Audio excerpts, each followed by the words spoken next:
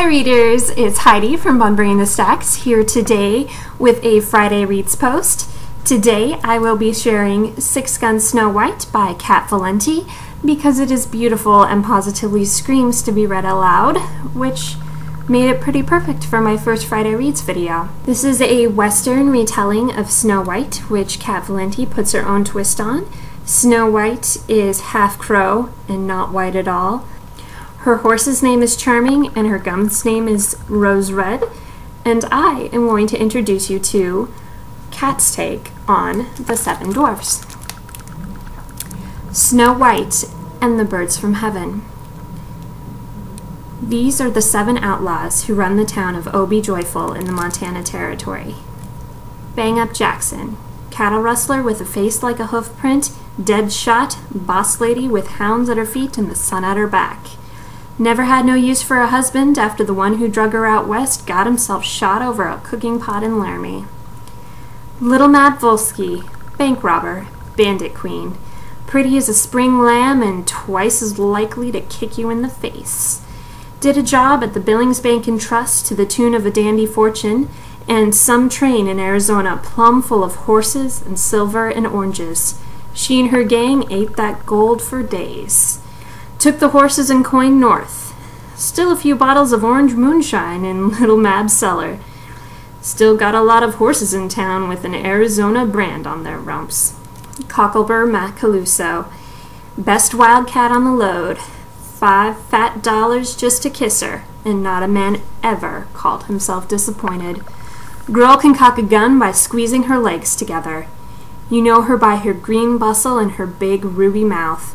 You know her by her laugh and the shine of her knife. And you know her by the jags on her face where a broke-down cattleman cut her up good because he wanted power over something. Woman without a name, horse thief.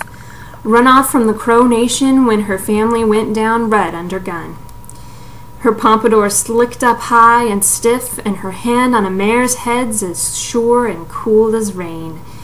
She'll ride down a deer until its heart pops, and have it skinned and trussed before it knows it's dead. Old Ephraim, bear of a woman, gray in the braid and half a beard coming in.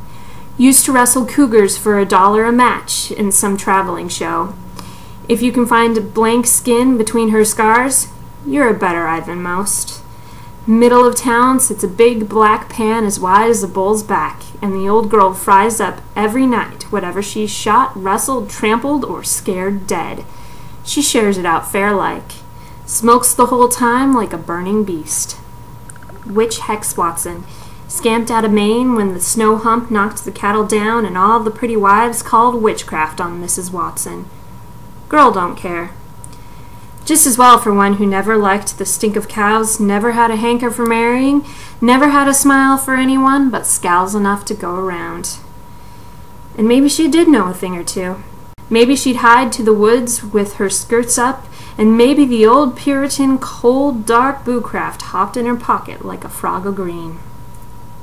Astolane Bombast, catalog woman, ordered up like a rare steak. Please make sure she is pretty and a white girl if you have any. Well, she's pretty enough for homesteading, but takes no ribbons at the fair. After 3 dead babies, that fellow wanted his money back. Pack her up in a box and ship her east to the wife factory. Astolane lit off before the new model could hit the doorstep, skinning rabbits and scooping mushrooms like her daddy taught her until she walked out of the woods and into a town full of banshees with no love for anyone's history. You're past the private matter, sweetheart. You just keep it locked up in a box where it can't hurt anyone.